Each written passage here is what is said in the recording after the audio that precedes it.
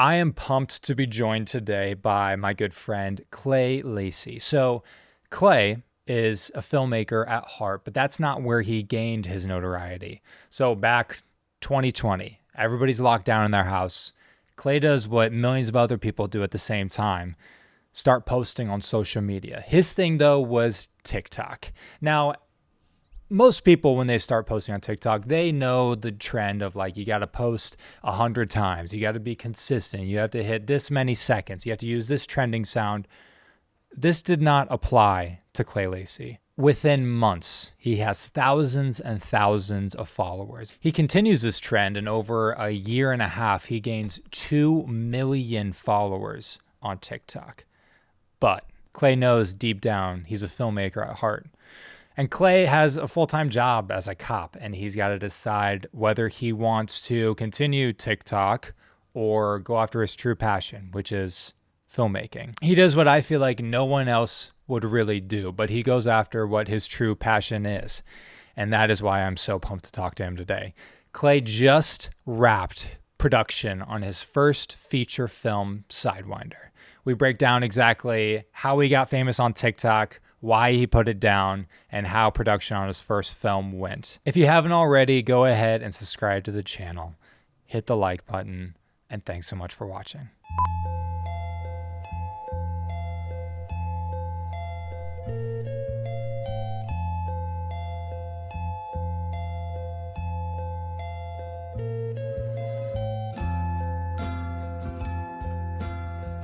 Yeah, dude. That trailer, unbelievable. Like immediate, I don't know if you mean this intentionally, but like Sicario type vibes, like Denis Villeneuve, like these low. I have so many questions about like what like lenses were you using most of the time? So I did a lot of test shots right before we shot, and I've been shooting, with my Black Magic and everything. Kind of the go-to combo for, indie guys has been this 4K, the 6K with the Sigma 18 to 35. Yeah, like that's been like the go-to. Like this, right, everyone talks about in the forum. Right, so I shot a lot with those. Okay. But I when I finished the script and everything and was trying to figure out the visuals and the tone I wanted for the film, I liked things that were tighter, kind of tighter Sure. focal lengths and everything. Yeah. I liked the 50 to 70 range quite a bit. So I had in my wedding videography days, I used a Canon L series 24 to 70. Yeah. And so I was doing some test shots with that, and I was like, oh, this is perfect. This is what I'm going to use. So I didn't use any other lens but that one because it was so run and gun, and I was able to change between that 50 and 70, occasionally opening it up all the way to 35 or 24, but having a zoom lens was just, with how we were shooting, very not very many people on set, and it worked out perfect. Just like the versatility of being able to just like change if you need to. Is that where things kind of, you said wedding videography, is that kind of where things started for you, or no. how did your first foray into shooting stuff start? So I kind of similar to a lot of filmmakers out there. I got my start when in middle school and high school. I kind of I back when I was going through school, PowerPoints were the big thing, and I never made a PowerPoint because I got out of it to make, I made a movie. I asked my teacher if I could make a movie instead, and everyone would want to be in my group projects because they didn't have to do anything. They would just stand somewhere, be in the movie, and so like I remember doing a Vietnam film in junior high, or I mean not my junior year of school, and Western, different things like that. No way. And so that's where I started. I really wanted to get into film and everything, but as life kind of got busy and everything, I ended up just getting into wedding videography to kind of keep that visual eye going and make money on the side and everything. Absolutely hated it. I couldn't stand doing weddings and like live events and things like that. Why is that? What was the biggest drawback of doing that? To me, it got really it got to be there was always a formula, right? Like I knew which shots I needed, and it was always the same thing over and over again. I didn't like booking myself out for someone else's event so far in advance. You know, people are booking wedding videographers a year and a half in advance, and I'm like, what if I don't know where I'm going to be in a year and a half, you know? And I just learned that. Yeah. That's a crazy world. Yeah. Oh yeah. yeah. The whole wedding videography. Yeah. It wasn't for me, but it was good because, you know, in this long break I had between, I did a short film right after graduating high school. And it was a Western, very much inspired by the Red Dead Redemption video game. Yeah. Very, very similar plot and everything. But I did that, and then again, life got busy. I ended up living in Italy for a couple years. Where in Italy? I was in Sardinia, Sicily, and then Rome. So kind of traveled around there a little bit. Nice. So. I was in Florence for a bit. Oh, okay. Very cool. Yeah, very cool. Just in college. Okay. Yeah. Yeah. Oh, that's awesome. Yeah. Oh my God. Italy's amazing. Just like total Godfather vibes the whole time. Yes. Oh my God. Yeah. So when you growing up, did you know that is like what I want to do? Or when was the first moment you're like, this is what I want to do. This is what I want to pursue for like the rest of my life, or that true passion, you know? Yeah, I'd say it was definitely in eighth grade. In eighth grade, I love making movies. I just did it for fun, right? It's such a cliche thing, right? You know, with using my toys, Legos for stop animation, you know, different things like that. Yeah. And I knew then, and that's all I wanted to do.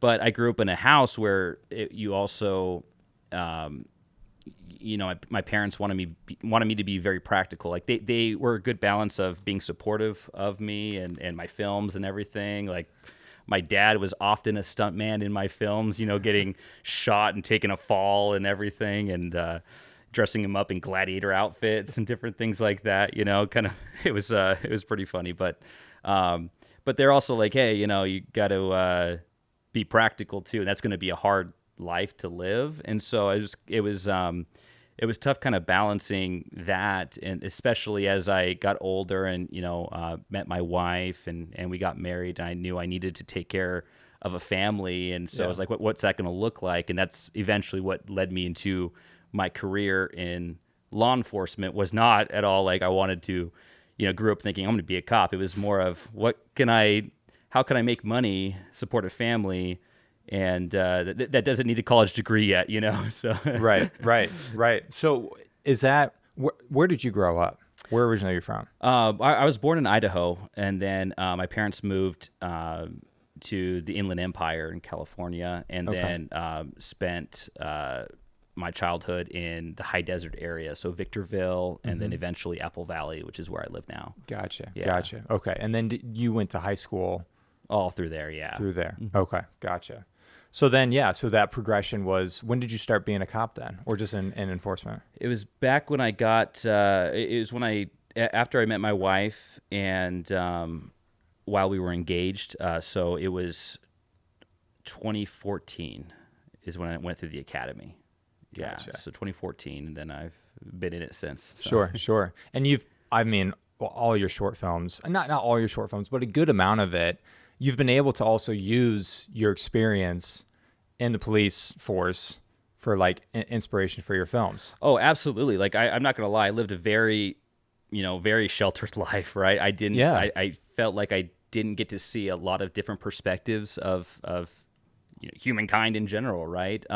Going to Italy, living abroad, meeting a lot of people from different nations. Like I'm sure you saw when you were there.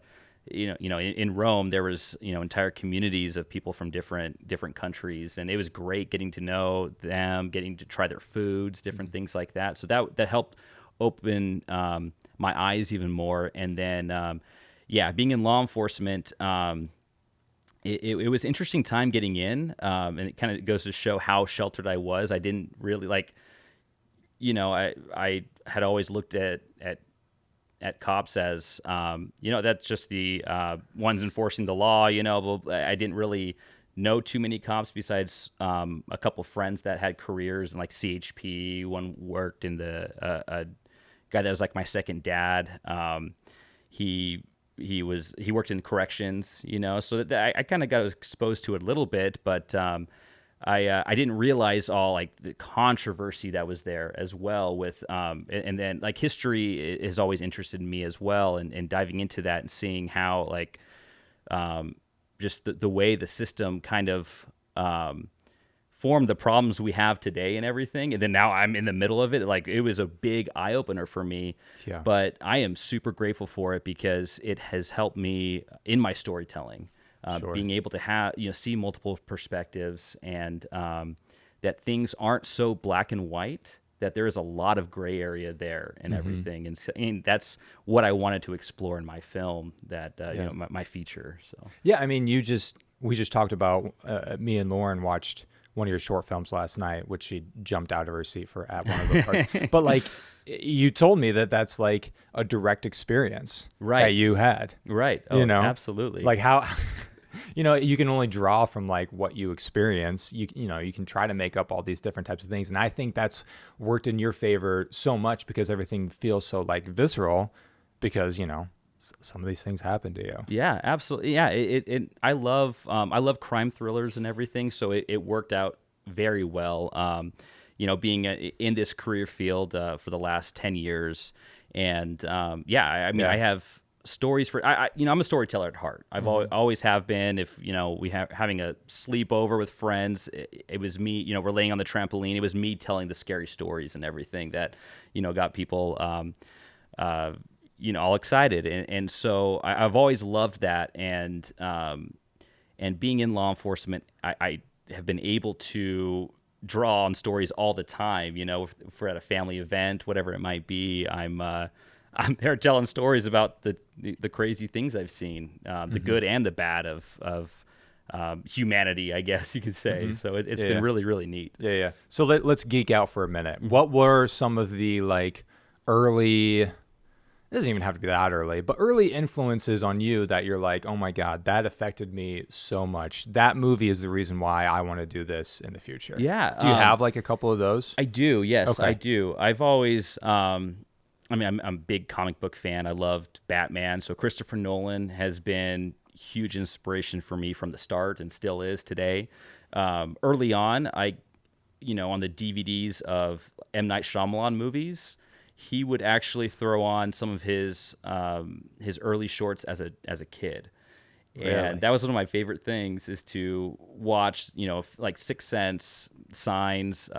Absolutely love those films growing up. And then I'd throw on, in the DVD, I'd throw on whatever short he made that kind of was somehow related to that. And it just inspired me a ton that, he's doing what I'm doing now. I can get there someday as well. So that's a big one. Dude, I think real quick on M. Night. I think M. Night is like, should be one of the most like influential, even though I haven't loved some of his more recent movies. Yeah. I think M. Night, like that spirit and what he's doing a lot of the times on his own dime, should be like the most influential thing when filmmakers today are looking at filmmakers, successful filmmakers. He should be like the icon. Absolutely. I think. Oh, I agree. Yeah. He's not all of his movies are hits, but he's making movies every couple of years, right? Through all this shit, Well, even like I think Lady in the Water is a good example of that. I know it didn't get the best reviews or anything, but he made that movie based on stories that he told his children in bed, and I just love that. Right? I love that he is super family oriented, and I feel like a lot of people that I know that are trying to make it will kind of hold off having a family because they feel like, oh, it's going to make things more difficult. And that's true. That's true. Don't get me wrong. Like, being a husband and a father and trying to do this on the side by working career, it's insanely hard.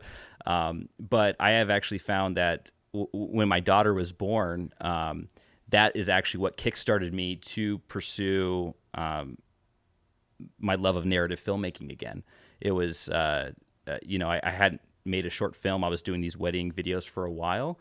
And when she was born in August 2020, I'm holding her, and I thought, you know what, I need to show her. Like, I want her to accomplish any, her dreams, right? Yeah. And how can she do that if she doesn't have a good example that, that's doing that now, that's just kind of going through the motions? So that's what kickstarted me to do this again. And so since 2020, that's when I started, with making short films again. Got to the point where now I'm making, just finished production, my first feature. Right. And so it was the birth of my daughter that really kickstarted that. That's crazy. Yeah. And then just like M. Night, in 15, 20 years, you can just make her a star in her movie. Exactly. Just like he just did. It's exactly what he did. Yeah. Which I feel like Trap, I kind of had fun with Trap. A lot of people hated Trap. Yeah. I just went in, Josh Hartnett was just like ridiculous. Yes. And then obviously he's trying to push like his daughter as kind of like a pop star. But like, I mean, if you've been making movies for that long, you've made a bunch of money, I would probably do the same thing. Honestly, Are you kidding me? Yeah. It's like, honey, you want to go be a pop star? Yeah, you want to be a pop star in the film? Yeah, because that was such a narrative switch, when it goes from him as the protagonist the entire time to now we're following her. It was definitely that. And so I thought that was cool. He did that for his daughter, it seems like, just like you said. And I'm all for that, like Love it. You're experimenting, you're having fun. I think it's great. So. The whole nepotism thing, I'm like, heck yeah, I would do the same thing. Yeah, for your family. Me? Absolutely. What's your favorite M. Night? Gun to your head, best one. First, I love Signs.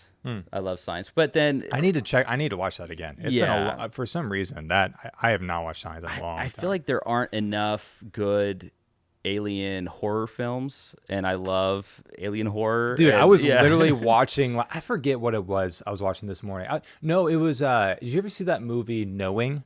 With Nick Cage? Yes, I have. It's been a while, but yeah. Not great, but there are pieces in that movie that I'm like, this is awesome. Yeah, absolutely. Yeah, I remember liking it as a kid and stuff. Exactly. Yeah. There's not that many movies like that today. Right. Because it is like very, we can get into that later, but very original. You have to have very original storytelling to be able to do stuff like that. Aliens have been done over and over again. Exactly. So, yeah. But I need to check out Signs. For me, it's Unbreakable.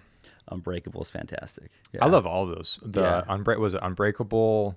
What was the next one that was in Split, where you find out at the end that Bruce Willis. But they're related, yeah. Exactly. And then Glass at the end there. Nobody liked Glass. I liked Glass a lot. I have to watch it again. It's been a while. I watched it when it first came out. I remember liking Split a lot more. Yeah. But there were pieces at the end of Glass was so. But it was one of those movies where I tried to go into movies like not look at Rotten Tomatoes, not look at like the Letterboxd score, and just go experience it fresh. I'm like, I got out of the movie thinking like everybody's gonna love that movie, and then you get out and it's like 30% on Rotten Tomatoes. At it, yeah. I was really surprised by that. I really liked Glass. Yeah, I thought that was I had to watch it. I've only seen it once, and check it out. I can't remember exactly my feelings on it. I just remember liking Split a lot more. Split was great. Yeah, Split's really great. So you talked about crime thrillers. What are a couple of those crime thrillers that you're really influenced by? Well, it's funny, you talked about it before, but Sicario is actually huge inspiration for just the visual style of my film. Deakins. Roger Deakins. I love his podcast, his all his stuff about I love Sicario. I liked it's just sometimes self-contained ones like The Guilty, I think is really good with Jake Gyllenhaal. It was made off of a foreign film, which I haven't seen yet, but I heard it's even better. But it's like a self-contained crime thriller that happens entirely in a dispatch center. I remember that one. I don't know why I never saw it. Jake G is like one of my favorites. Oh yeah, he's great. But then going off of that too, Prisoners I think is one of the greatest films ever made, and I love throwing everyday people into intense situations, and I think that's what crime thrillers do well. And so but Sicario is a big one, and then on the just since I'm thinking about it, Captain Phillips, with Tom Hanks is actually huge the way it's shot, kind of documentary style, handheld, lots of, very in your face, fast camera movements. That's green grass, right? Yeah. So that was also another inspiration for my film, just because, again, I was trying to think ahead. I knew that some nights it was just going to be me behind the camera. So it's like, how can I do it? It's going to take too long to set up on a tripod. I got to do it all myself, basically. Yeah. No, exactly. I love, dude, Greengrass and his Bourne movies. Yes. He shoots it in a certain type of way where, like, it's obviously chaotic, and some directors don't totally know how to, like, keep track of the movement. Then it just feels like chaos. But for some reason, like, when he shoots it, you know exactly, like, kind of what's going on. It's intentional. Absolutely. Right. It's made to look chaotic, but it's very intentional with its movements and everything. Yeah. So Yeah. That's crazy. It's so sick. So, I mean, so going back in kind of like your timeline, 2014 to 2020, you kind of talked about that's when you were doing like wedding videography. Were you doing some sort of shorts or writing at that time period, or? No, I kept thinking that, in my hometown, I was known as the movie guy, right? Everyone was kind of expecting me to pursue this path and everything. So I kept thinking, my comeback had to be something big, right? A big short, something epic for people to see, which was silly. So I kept coming up with different ideas. Living in the high desert area of California, there's lots of desert out there, right? And so I tried to think of films that made sense out there. So I kept going back to post-apocalyptic, thinking that was going to be the best route. So I did do, I had a lot of concepts written out and everything, but nothing ever came. Life just was so busy. And it was when the pandemic happened and TikTok was the big thing. Yeah. I started, I jumped on there. I made super cringy cop related videos, right? There was nothing going on. I used to work for the sheriff's department in San Bernardino, and then eventually switched over to a school police department. It was a lot better for the family. I wasn't working nights or weekends anymore. So it was a very good switch, and things kind of slowed down for me. And when schools closed down, there wasn't much for us school police officers to do. So I joked around on TikTok a little bit. Yeah. And then in October of 2020, I found an article on a police website talking about paranormal encounters police have had, or unexplained events, essentially. So I started making videos narrating these stories. And that's when people really took to it. The algorithm liked it, and it just skyrocketed from there. So I started making these, just little, just me talking to the camera, telling these scary stories, and people loved it, and it got me to. You're being humble right now. It more than exploded. You've got like what, 2 million on there right now? Yeah, I haven't posted in a while, so it's like, people unfollow, so it's like 1.9, but yeah, it blew up. Do you understand how insane that is? It's crazy. It is crazy. Yeah. Okay, so how did you feel during that time, as you were probably posting a ton? Oh, right? I was posting at least once a day. Yeah. Then, and it was fun. It was a lot of fun, right? They had the TikTok Creator Fund, so I was seeing some revenue from it as well, and so I was like, oh wow, I'm just telling stories, through a visual platform, and so it was fun. The algorithm started taking some changes, and I'd say I lost my motivation when it felt like I wasn't seeing as much revenue from it. But ultimately, I felt like it's what helped get me back into narrative filmmaking, right? Because I had a lot of fun taking these stories, because I had police officers and first responders from all over the world sending me these, these unexplained events or different things that they experienced, and I had fun taking what they wrote me and writing it in a way that would entertain people, right? Because the raw words that they would send me, it didn't really flow. So how can I make this more interesting? And so it kind of reawakened that that love for writing that I had. And again, I had thought for years I need to come back with this epic short, right? And I'm like, oh, what am I thinking? This is dumb, right? So I think it was, so my daughter was born in August. I think it might have been the next month even, or a couple months after. I called up a buddy of mine who is an actor, and I said, hey, I don't have a script. I have basically a storyboard written out. Come over tonight. Let's make a short film. And he's like, let's do it. So that's kind of what brought me back, was just putting together a little 3-minute short film with, something simple with just building tension and then a jump scare at the end. And it's what got me back on it. And then that's what got me into doing 48-hour film contests and everything. That's right. Yeah. That's crazy, dude. Yeah. Well, real quick, and we'll get into the whole filmmaking career. So what does it feel like when you're absolutely blowing up on like TikTok? Because I think you need to understand that, like, how many millions of people that is their dream. Yeah. Do you know what I mean? Yeah. So what does that feel like? Because you probably like were never like really dreaming of that. Your dream was always to like, be a filmmaker and make movies.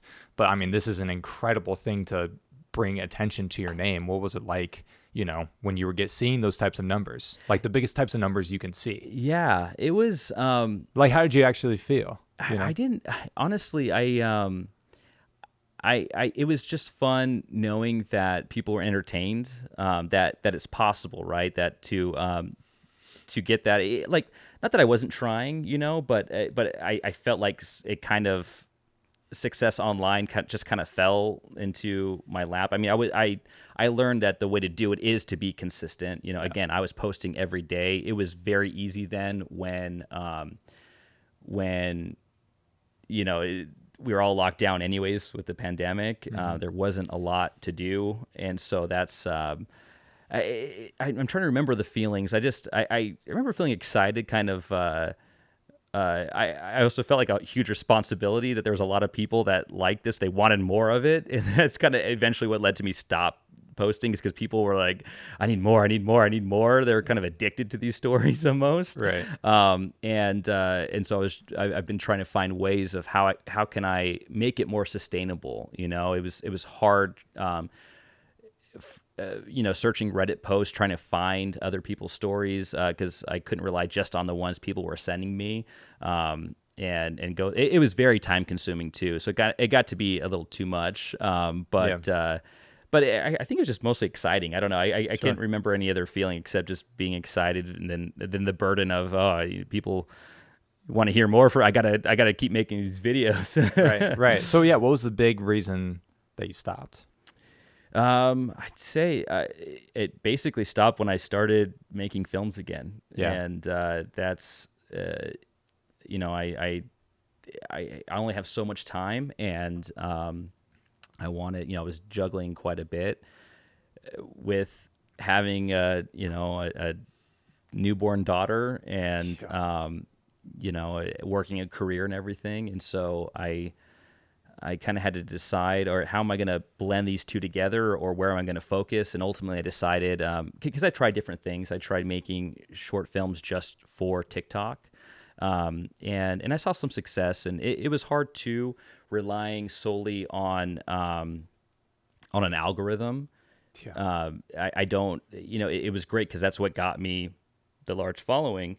But in turn, when an algorithm changes, I noticed that it wasn't getting pushed out to my followers as much, and so it's it's like how do you juggle that? So I didn't like relying on that, and but again, just focusing more on my narrative filmmaking at that point. Mm-hmm. It is so frustrating how these algorithms work. It kind of seems like you go popular for one thing, and sometimes you can only do that one thing, even if the other stuff that you do is incredible, which it is. Your short films, I watched those that you posted on TikTok, just for like vertical form type stuff. Mm-hmm. And it is so much better than like so much other stuff that I see that like, goes crazy. Yeah. But just because, it doesn't fit that exact mold that like, clicked for people or the people that directly follow you. It doesn't push it out. Exactly. Which is the problem with like algorithms and stuff today. But I think it's so cool what you did on TikTok. It's such an accomplishment to get that sort of following in anything. So you should feel like incredible about that. And I think I would like, dude, that's a huge following. Don't ever be like discouraged just because like, oh, this video didn't get like 100,000 views, which I'm like used to. Yeah. Do you know how many people would kill for that many? 10,000? So just remember that. Like that Yeah. is like, you're such an incredible filmmaker, and like even if it's just like a percentage of your followership. Me and Isaac were talking the other day, which that one will come out before this one, about like, in today's world and how things are kind of moving forward, is that like if you have like 100 to 1,000 like dedicated fans, and where I kind of see like things going if as like an independent producer, that's all you kind of need, which is like really, really cool. And what I can see like in a time that's like, everything seems not great, and like narrative filmmaking, that's kind of what like gives me hope for like people that aren't, in the small, tiny percentage getting studio deals. So that's maybe I would like push you a little bit. Like I love, I've seen on your TikTok all the police videos, which I think are great, but I also think like all the stuff you've done promoting your filmmaking as well gets really great response. So I think you should just like, my plan is to lean on that. Again, I learned that having a social media presence requires a great deal of time and effort. Sure. So, which again, I have no idea how you do it, dude. I have no idea how you do it. I don't know. I'm just flying by the seat of my pants, man. Just trying. You have kids. You got your third on the way. It's like you just moving into a house. You get a job. Like it is crazy what you do. So I totally understand that. It's like a lot of like, work. And that's why I've learned that I need to be strategic, right? So making films, being a writer and director, that's what I want to do. And so now my goal, because I got kind of burned out with making those TikTok videos, narrating those stories. Right. And so after I complete this feature, my plan is to go back onto social media and really have a place, be intentional with everything. Try to mold not only what people have enjoyed with my TikToks and everything, but mold that with my love of filmmaking, because I think it's going to be more sustainable that way. Where I can do it for the long run and not, again, it was months of hitting it really hard with the TikToks and everything, but how can I do it to where it is sustainable and where I can kind of start transitioning that following to people who enjoy watching my films instead, and use that following as a built-in audience and everything. So again, that's why I am leaning into the crime, thriller, horror genres, because that's already what my TikTok following enjoys. And so hopefully that will translate well to where, again, I'll have a built-in audience for this and everything. So dude, I'm so pumped for you. Thank you. The trailer just looks insane. It looks so good. It is unbelievable how like good it looks. Oh, thank you. Do you mind if we dove in a little bit and talked about like production? Absolutely, so it's called Sidewinder. Do you have any ideas to like, you're going to try to push for festivals this year? Yes. Well, for 2020, like early 2026. Okay. So I'd love to get it done in time for the extended deadline of Slam Dance, which is October. And that is the day it's due is the day before my daughter's born, so or her due date at least. So it would be nice to get it done before she gets here and everything. That just doing the math and everything about how many hours I got to put in a day. It's a lot, but I'm gonna try my best for that. I mean, what are already you have in the trailer? I mean, it looks just like incredible. So when did you write the script? I wrote the script. in 2023. So it was my 5th feature screenplay. I wrote my first one thinking, oh, this is it. Yeah. And realized I had a lot of work to do. I think I wrote my first one in 2021. Yeah. And so there's been other screenplays that I've written, everything, and finally I felt like I landed on one that like I think this one is decent, and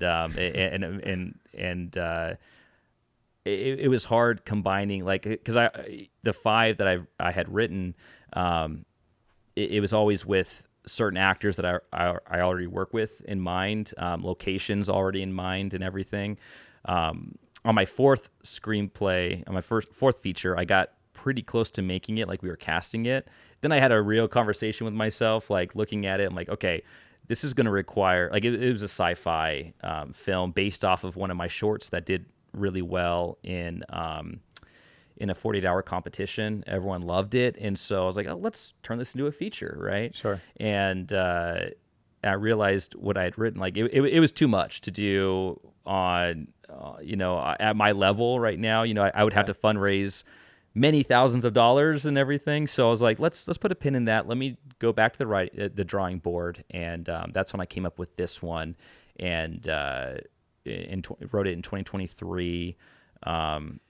I remember I had the idea for it and ended up talking to my dad about it at my sister's wedding in July of 2023. He loved the idea, and my dad's not a huge movie fan, which is really funny since I'm like diehard movie guy. Right. So if I pitch an idea to him and he likes it, I know it must be pretty good. So he was kind of my my barrier there. It's a good test. For sure. But so I started writing it, finished the script in April of 2024, my final draft, and then that same month in April, got right to shooting end of April. So I've been in production for about a year. So just shooting on weekends, and sometimes I get off. We're shooting in shot most of the film in a little tiny city called Landers, which is over by Yucca Valley. I know that is. So that's where my family owns a house out there. It was my grandpa's. My dad grew up going out there riding dirt bikes and everything. Yeah. So a lot of the film takes place out there, and it's supposed to feel like a very secluded desert location, feeling, trying to create a feeling of isolation and everything. So it was hard. That Landers is about an hour from where I'm at. Sure. And the people I had coming from LA with traffic ended up being 4 hours sometimes. And it was pretty grueling process, but we got through it. Everyone, stuck to it and everything. So it was good. Right. What was the hardest part of production? So you were how long did you shoot for? I know it kind of like extended, but how long was the main chunk? Yeah. So it was a lot here and there because, life events and everything going on. So again, our first shoot was April 28th of 2024. And then we dove back in June. I typically have summers off, so it was a good time to do it. But then you have the heat and everything. Oh my gosh! Out in the desert. So we got a good amount done in June and July, and then of 2024, and then things started getting really, really busy in my lives of everyone involved. So we shot sporadically here and there, but I would say since February, March of this year is when we really dove into it and like, hey, we got to get this thing done. Yeah. My wife, who is the protagonist in the film, got pregnant. And so that was kind of, we're like, oh, we got to get this. The whole movie takes place within 24 hours. So it's like, she starts showing, it's not going to make, you can't write that in, No. And so I joke that our little baby was the producer on it, keeping us on schedule and everything. So we were able to buckle down and get it done. Last day of shooting was June 14th. So about 30 days total. Again, here and there over the course of about a year. Okay. So pretty intermittent, here and there. So I just talked to Bridge, and they kind of hammered it out. They shot like here in LA. Okay. Like, did it pretty legitimately. Yeah. And he talked about how like it was kind of a nightmare Yeah. shooting in LA. How was it, how is it for you being like just kind of outside? And then how was it, shooting out there other than people having to deal with traffic? Yeah. Did you feel like that was an advantage for you? So I would never ever shoot like this again, as far as sporadically like that. Yeah. I next feature will definitely be within the course of a couple weeks, however that looks, however we decide. But shooting sporadically like that was very tough. I'd say the hardest part was scheduling, trying to match up people's schedules. Whereas with something like that, everyone knows you've got to be available for these couple weeks, right? Sure. But I was balancing not only my schedule but other people's schedules as well, and so I was. There were many times where I would get off of work at about 4 p.m. and go load up my car, drive out to Landers, shoot till about 3 a.m., drive back, and maybe take an hour nap, and then go back to work for a whole nother shift, just because that was the only time I was able to get that scene done, based off other people's schedules and everything. So it was pretty tough. People were sacrificing so much to be a part of this film. So if I was sacrificing a little bit of sleep, who cares? It was, it is what it is. So Oh, man. That's so inspiring. That's sick. That's so sweet. I mean, just for the love of the game, Yeah. So did you have like a sort of budget? Do you have any idea, or is it just kind of so spread out it's hard to even know? It's I've kind of been piecing it together and everything. But it all came from out of my pocket. So I didn't really have I had purchased my camera for the film. So that right there it's a Blackmagic Ursa 12K, and so that was over $5,000 right there. But other than that, it was just kind of coming out of my own pocket. I felt I've seen a lot of indie productions start, for their first feature, someone starts fundraising and things like that. I didn't want to do that. I have a difficult time asking for money. So I'm like, let me prove to myself that I can do a film on my own, and prove to others that I can do that, because I feel like I'd have an easier time getting people to invest in it if they know that this person, he can do it with money or without, essentially. So that's kind of what I wanted to prove to myself and others as well. So I didn't do any kind of fundraising. That being said, I can't leave out that some people have been great.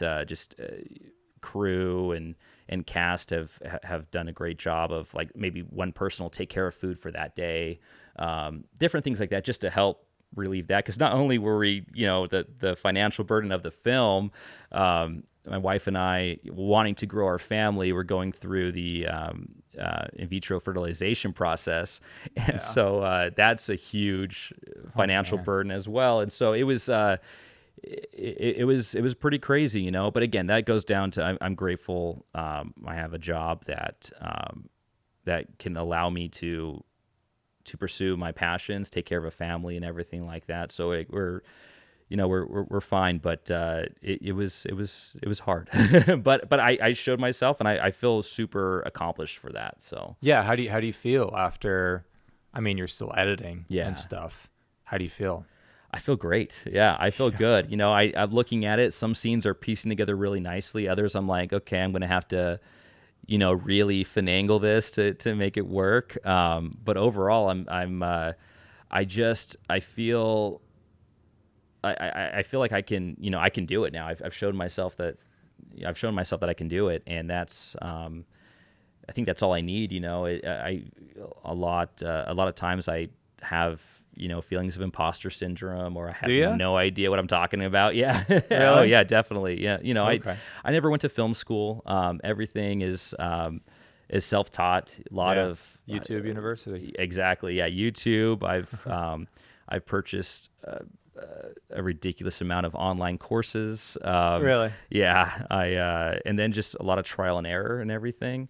And and the documentary on the making of the Lord of the Rings. That's one of the best film schools there is out there too. Is it? Oh, it's fantastic. Yeah. Okay, I gotta watch that. Yeah, it's hours and hours of It's just footage. Peter Jackson just going through everything. Yeah, it's fantastic. So Okay. it's I can't believe I haven't seen that. oh I'm yeah, such a it's huge great. Lord of the I think Rings. they're all on YouTube. Are they? Yeah, I know Warner Brothers puts out a lot of documentaries on making Right. of their films on YouTube and stuff. So Okay. I love those. I love things So like incredible. that. Yeah. But That's sweet. Yeah. yeah. I mean, like, if you could go back, I know you talked about like the scheduling, but what's one thing you would go back at the beginning of, writing it and having the script done? One piece of advice you would give yourself going into your first movie? I would say be as prepared as possible. And when you think you've got everything prepared, prepare a little more. There's always going to be something coming up, and you think you have it all. You have your shot list. You have your, everything. Because I was director and cinematographer on the shoot and everything. So I think sometimes I would cut corners. Like I had my shot list always, but I'm like, oh, I know what I want in my head already, so I'll be fine. But I think it's good for the people that are helping you on set to really visualize that. But also as a director, it's so important to go into each scene and knowing your actors, how you're going to get that performance out of them. I fall into kind of some,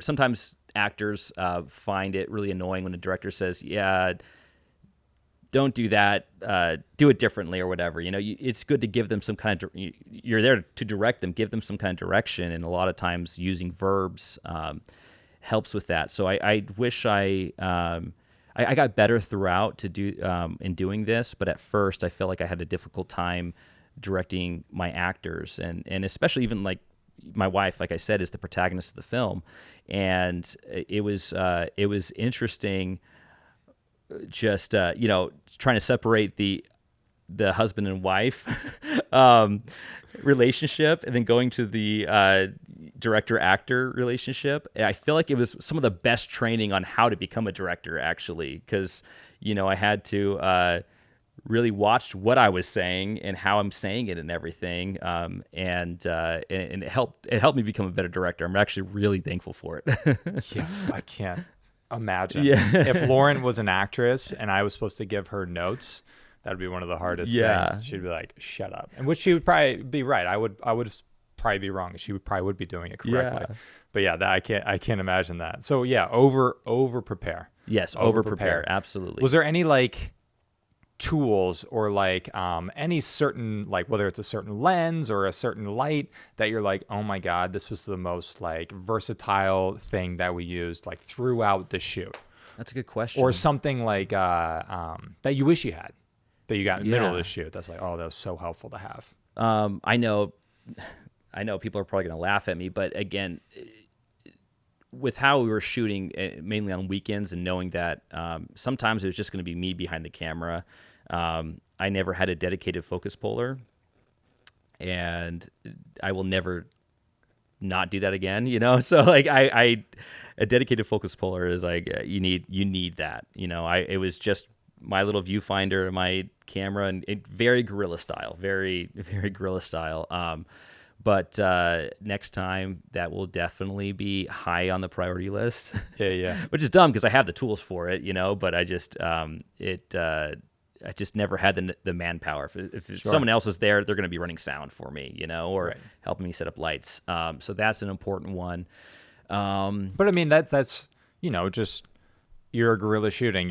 You're putting your own money into it. It's hard to like hire somebody for a day. Right. Like, that's $500, Exactly. $400. Yeah, exactly. If you want a focus puller.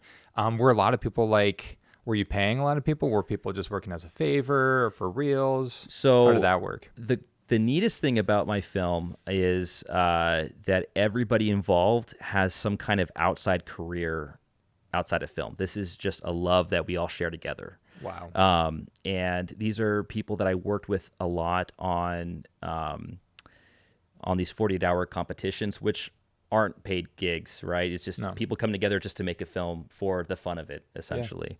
Yeah. And so that was, so again, the way I was able to keep it so cheap is, everyone volunteered their time for this. I was clear, hey, I'm here just making a movie, where I want to get a feature film under my belt. Who else wants to get a feature film under their belt? And no one has been looking to make money off of this film. Kind of our thing is to show what we can do and put our all into it, and see what happens, essentially, and say that we've been able to create a feature, right? Now, for any future project, my goal is to, make everything as legitimate as possible with, having people paid and everything. I mean, I'd love to get paid, for it, but it was definitely a huge passion project for everybody. And besides one person, I believe this is everyone else's first feature film, so we just wanted to get it under our belts and get That's it out sweet. there for the world. So How cool is that? Yeah. That's awesome. To have like that sort of like dedication from everybody involved is super rare.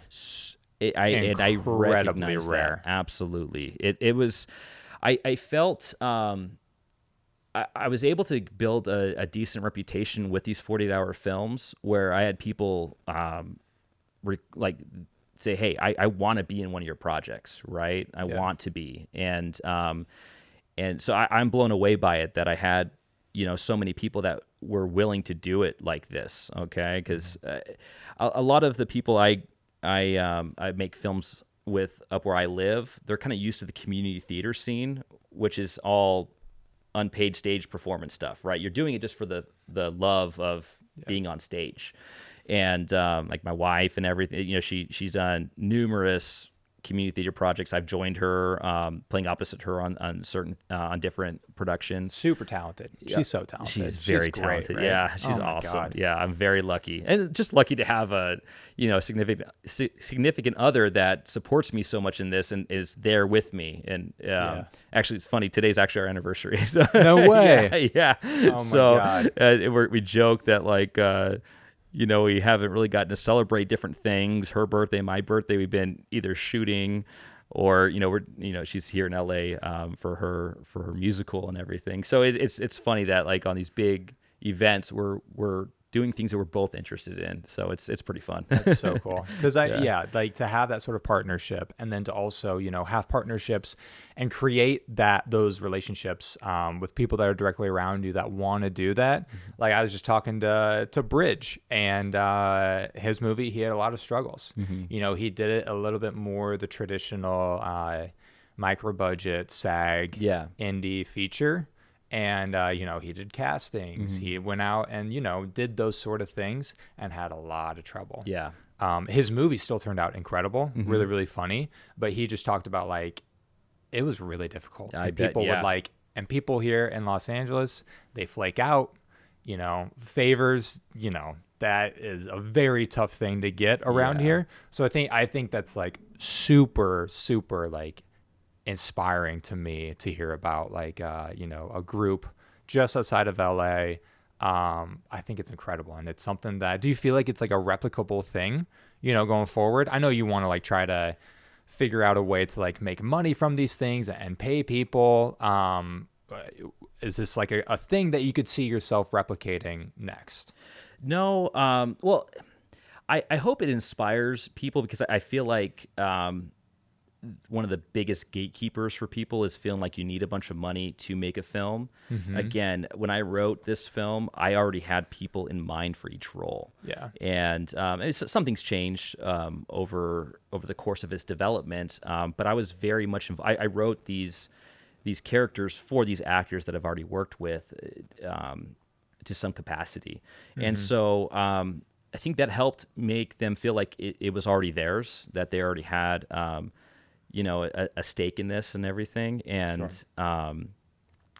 And it was clear from the beginning, hey, I'm not making any money off of this. My plan's not to, right? I mean, if something happens, great, and then hopefully we can all share in it. But I'm being realistic too. This isn't Blair Witch Project where it's, gonna. You never know. You never know. You're right. Yeah, you Don't never sell know. yourself short. You never know, dude.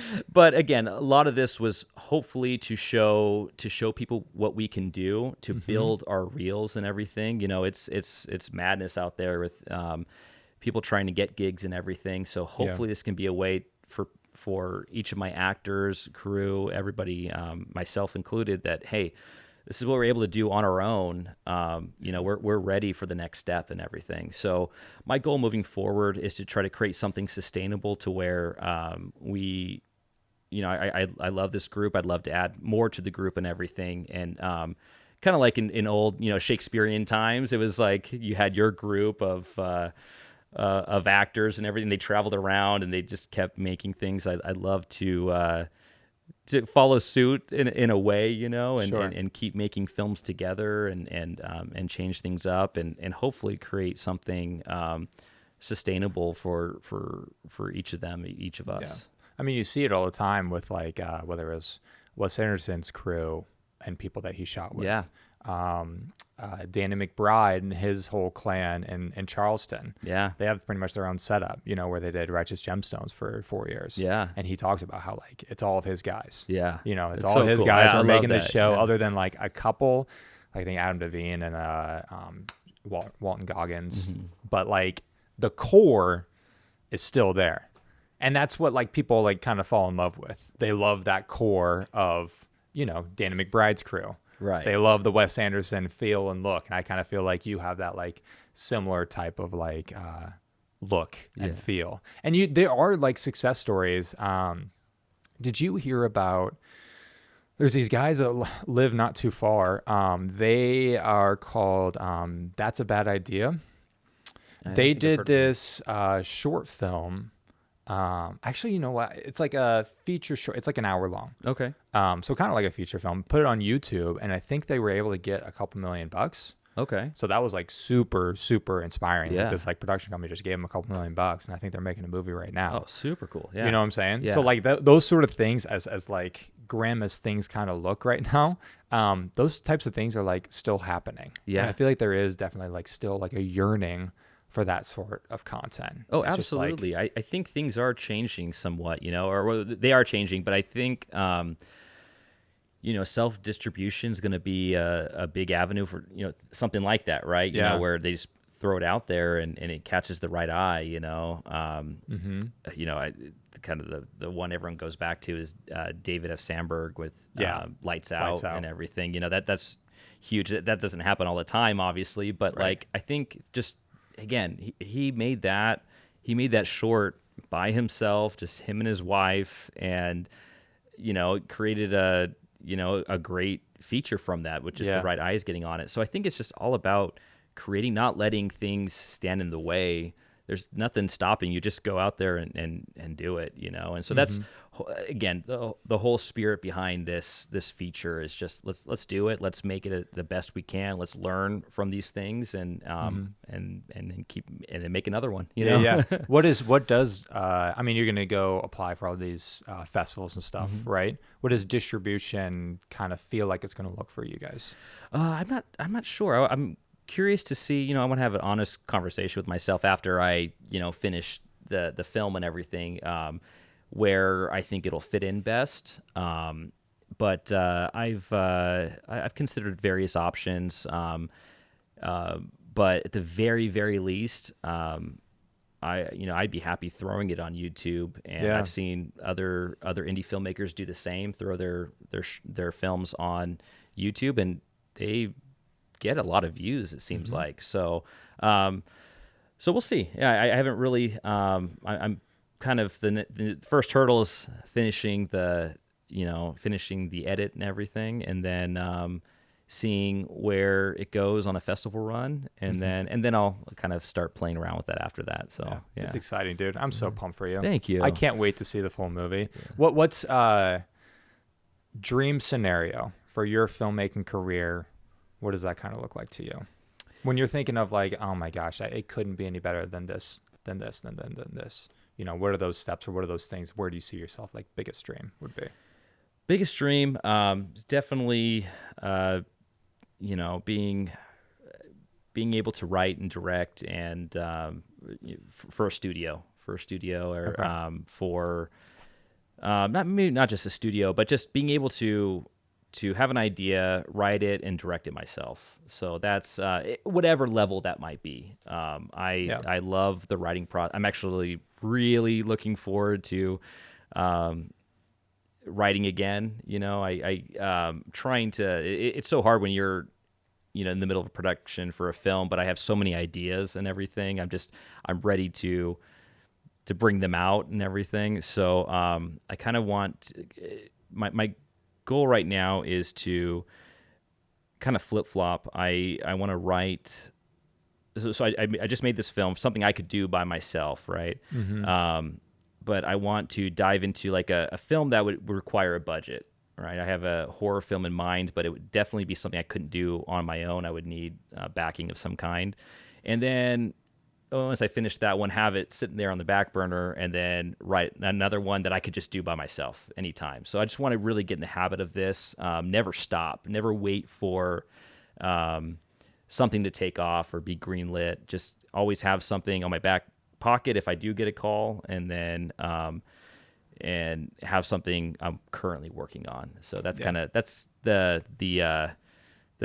the schedule I'm looking at creating for myself. So, Right, yeah. right. That would be so sweet. Like having like a backer. That's what all anybody can want is like having a financial backer. Yeah. That's just like, what's your next movie? I think of certain filmmakers like Jordan Peele has that right now. Anything Wes Yeah. Anderson does, he's going to make it. I get scared, I talked about this a little bit recently. Trey Edward Schultz, he did like, self-funding Krisha, doing all these other movies. And he did this movie with The Weeknd called Hurry Up Tomorrow, and it didn't go well. Okay. And I'm like nervous, like, is somebody like that that's like, I'm so talented, is that going to like continue on where like these people and, these financial backers are still going to believe in like artists like that? Where do you kind of see the future of the film industry kind of going? It feels like such a like a transition state, Yeah. and it feels like it's like really confused about itself. LA is really confused about Yeah. itself. If it's just gonna kind of like let it go, or if they're gonna actually try to bring stuff back here. Yeah. Where do you kind of see stuff going in your opinion? It's weird being outside of LA, and here I do try to stay in tune to what's going on and everything, the news, the buzz, what things that are happening. I see much more like I think solo filmmaking is going to become a lot bigger. That there's going to be a lot more people out there that are wearing multiple hats and everything, and using tools to their advantage and helping with different things. Like I've taken some courses on virtual production, for example, and learning Unreal Engine is super. It's very interesting to me, and so I'd like to create some shorts and practice with it a little bit. But I feel like if you can lock in that and make that look good with your compositing, you can do almost anything just on your own. So I think there's going to be a lot more solo filmmakers out there, and a lot more self-distribution on platforms, on social media platforms, and I'm interested to see where it goes. I think there's always going to be a need for large budget films. There's always going to be an audience there to some extent, but I think independent films are going to really skyrocket here soon too. Yeah, I think so too. Yeah. It's it's hard sometimes when you see like theaters are in such a weird spot where like everything is like so expensive. I was looking at like tickets to like Century City, and like for like a nice IMAX, just the ticket's like 30. Oh, jeez. And then the popcorn's like 10. It's like, I can't imagine like having the whole family and going to see Mission Impossible at the IMAX. But I do still see like numbers are still high for stuff, and people still want like good narrative stuff. I feel like we're really feeling the impacts of like COVID and all the strikes right now, where I feel like the quality isn't always there. We still see like diamonds in the rough where it's like, oh my God, that is like an all-time movie. I think of like Oppenheimer, and Barbie, and like all these big movies that make a ton of money and that are like legitimately great. We don't have nearly as much like a mid-tier stuff doing really, really well. Right. You know, so hopefully I totally think that like people with followings that do make movies and they are really good, there is a true path forward into that. You look at the Philippou twins, who they were on YouTube, and then they did Talk to Me. I still need to see Bring Her Back. It's great. Is it great? Yeah, it's great. Okay, I need to see that. Those guys, those are they're huge inspirations for me. And just starting from a social media following, and then like and then going out there and making incredible films, like that's definitely huge inspiration. And David Sandberg at the same point. You know, I would be interested to see like if there are more, because streaming is such a huge thing, and there's these huge tech conglomerates that they will only give money to, you know, the Brad Pitts, the George Clooney's, and like the big time filmmakers that have made a lot of like successful movies in the 90s and 2000s. I'm just waiting for them to like really give people like you shots, because they should, and they're not.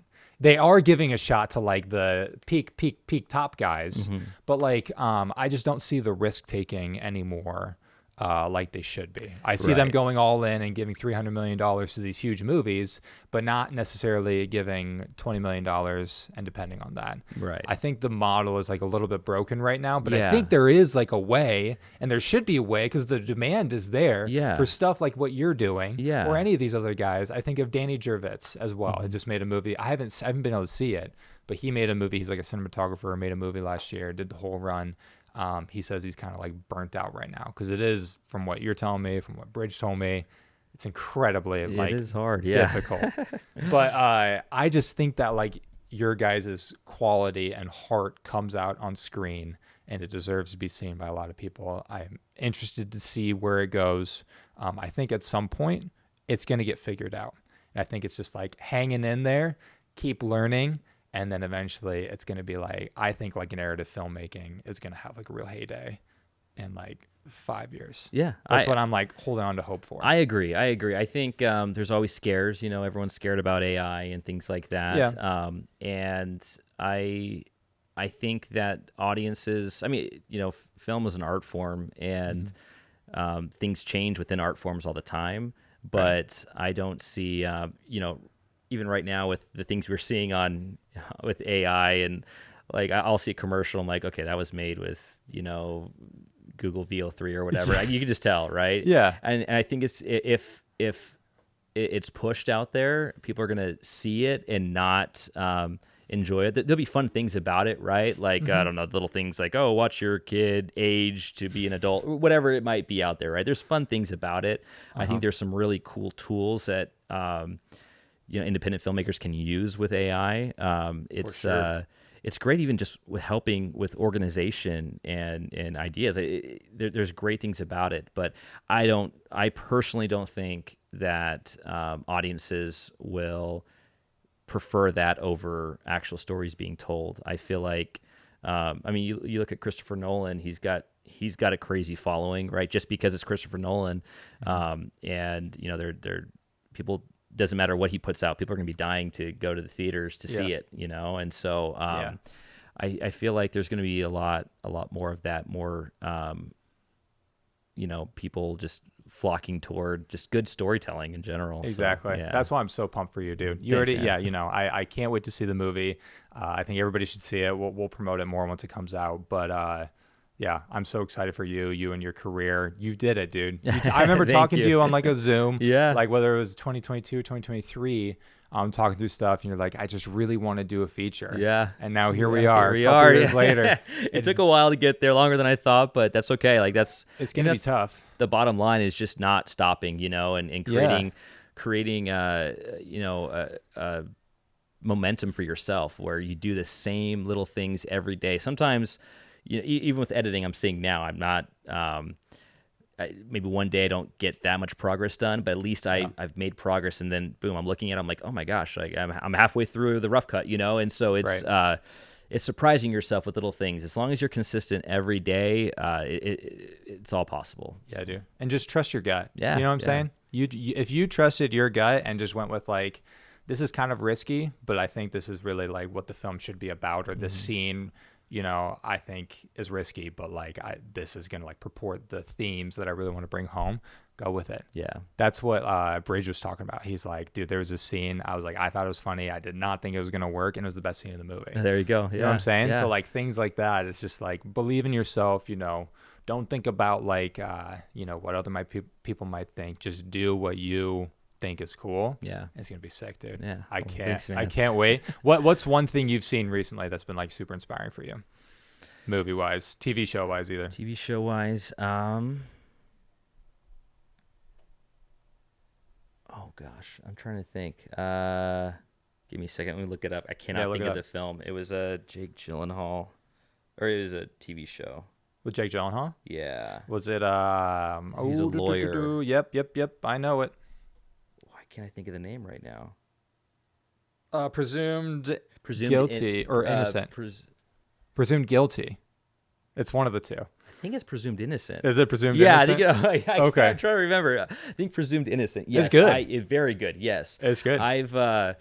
I loved that show. I like the blend. I love courtroom dramas too. So anything Aaron Sorkin, you know, I love. And so, but that one really stood out to me. I was really just mesmerized by it, and I'm like, things like that. That's what I want to make, things like that, or Sicario. Like, yeah, I want to make things like that. You know, just real gritty and you know, showing that, again, like we talked about in the beginning, things aren't so black and white. There's a lot of gray area there, and once you put yourself in somebody's shoes and everything, and you start understanding the reasons behind their decisions and everything. I love exploring narratives like that. So I love that show, dude. Now that you say that, that feels like totally up your alley. Yeah. Like something that you would make even, or like do incredible with. Yeah. Yeah. What's just to wrap up, what's a movie, low budget indie movie that you really love, or that you think people should check out? Because I want to really promote like these low budget movies that I think people would dig. I know it's kind of a talked about one, but Coherence. Yeah. Coherence was it might have been you that recommended it to me on our Zoom. Might have been. It might have been. So, okay, one. I think it might have been. Okay, Coherence, I watched that, and I watched it a couple times because, again, that one was a huge inspiration about just the way it was shot and everything, telling a great story. And it's not a multi-million-dollar movie at all, right? But still told a great story. And so I'm like, oh, I can make a movie like that. So that was a huge inspiration for me. I think everyone needs to check that out and help inspire other filmmakers at this similar level to, just go out there and do it. Love it, dude. Yeah, Coherence is a great pick. Yeah. Great pick. All right, Clay Lacey, everybody. Thanks so much, brother. Thank you. Sidewinder coming out soon. We'll keep you updated. Yeah. Thanks, man. Thanks, all right, man. let's do it.